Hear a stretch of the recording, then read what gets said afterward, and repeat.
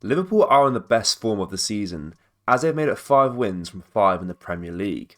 In today's video, we will of course go over the 5 things we learned, whilst also discussing what a financial advisor has said with regards to a £1 billion prediction. Not only that, but we'll also discuss all the latest Liverpool news from the last 24 hours. There is so much to cover in today's video.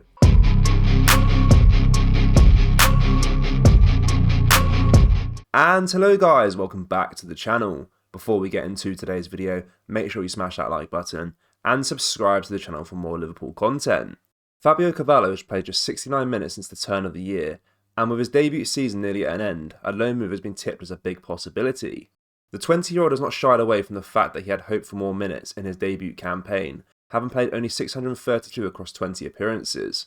He has been a square peg trying to fit in a round hole for Jurgen Klopp, with his qualities not slotting seamlessly into the manager's current system. It has not stopped the manager from heaping praise on Carvalho's attitude, hailing him a role model who continues to be exceptional in training, despite the frustration over his role.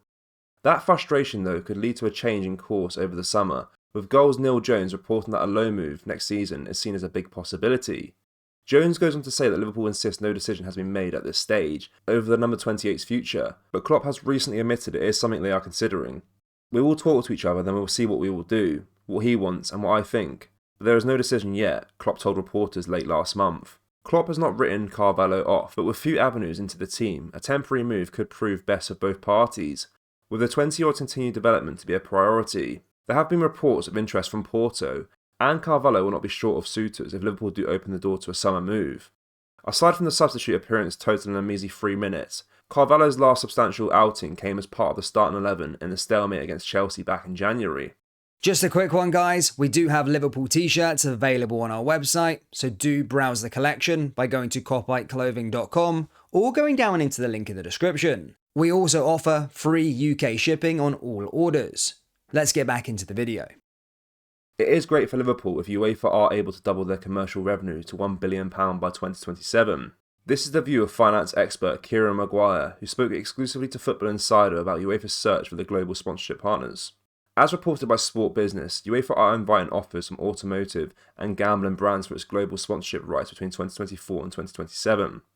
UEFA reported commercial income of £470 million in the latest 2021-22 accounts release. With the constant threat of a European Super League looming in the background, UEFA have pushed to increase their commercial revenues and remain the dominant football organisation in Europe. The Champions League remains a pivotal source of income for clubs around Europe, with Liverpool banking £89.2 million last season for reaching the tournament's final. Maguire believes UEFA could double their commercial income by 2027, which would provide big financial benefits to clubs such as Liverpool who have been successful in Europe. UEFA generated around £500 million in commercial rights in the most recent financial year, with the expansion of the Champions League, and the urgency of making sure that an abomination such as the Super League does not rise again.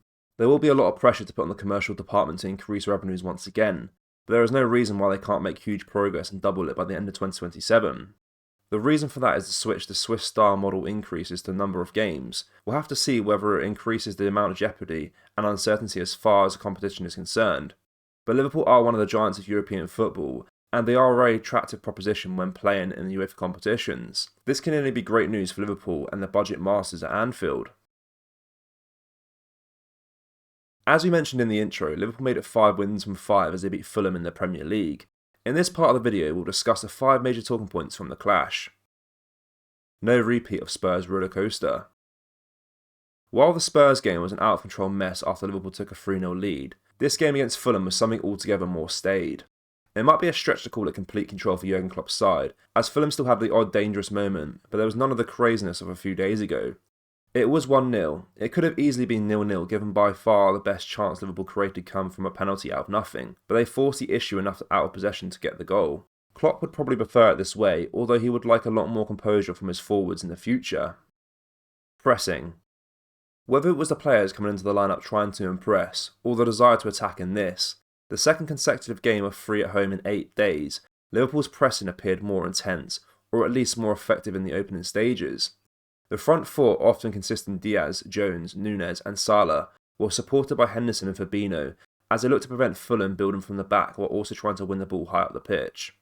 On one occasion, Henderson won the ball back high up on the pitch, leading to a good chance for Nunes, who had the ball nicked off him at the last second. Nunes himself won a penalty by closing down Issa Diop, getting a touch on the ball and drawing the foul. It was something from nothing, producing the first goal of the game indirectly by closing a player down. Defensive structure plus Alisson. The experiment using Trent Alexander-Arnold in the midfield has obviously worked, and it is worth persisting with. The issue with it has been how the rest of the team works to cover the space defensively. As shown against Spurs, they don't always do it well, but the defensive structure looked a lot more solid in the subsequent game. Konate is effectively a right back in possession, and he and Virgil van Dijk combined did a much better job of covering that space in the transition from attack to defence. Van Dijk was wrongly blamed for a lot of the defensive shortcomings against Spurs, as he was often left isolated. But in a better organised unit against Fulham, he looked like the defender we're more familiar with. The ability of the left back to cover across wasn't really tested too much, and though there are still things to work on, this was an improvement for the defence individually and as a team. One of the better chances Fulham had in the second half, Alisson was there to bail them out. A reminder that he's one of the best, arguably the best keepers in the league this season. Scrap attack. Though Liverpool got the win, much of their attack and play was lacking control and fluency in the final moments. The attackers coming into the team were very direct players who can disrupt any opposition defence, but all too often they lost control of their own attacking actions. This was even summed up in the moment Nunes won the penalty, as the reason he was charging down the opposition to win the ball back was because he had just lost the possession himself due to a poor touch. Such touches were common, along with poor choice or poor execution of passes in the final third that continued for the whole 90 minutes. Home run. This is the second of 3 home games in 8 days, with 4 of the Reds' last 6 games coming at Anfield. The away games come against relegation battlers Leicester, with the final game of the season against possibly by then already relegated Southampton. It's a fairly favourable run as Liverpool look to qualify for Europa League after a disappointing season overall.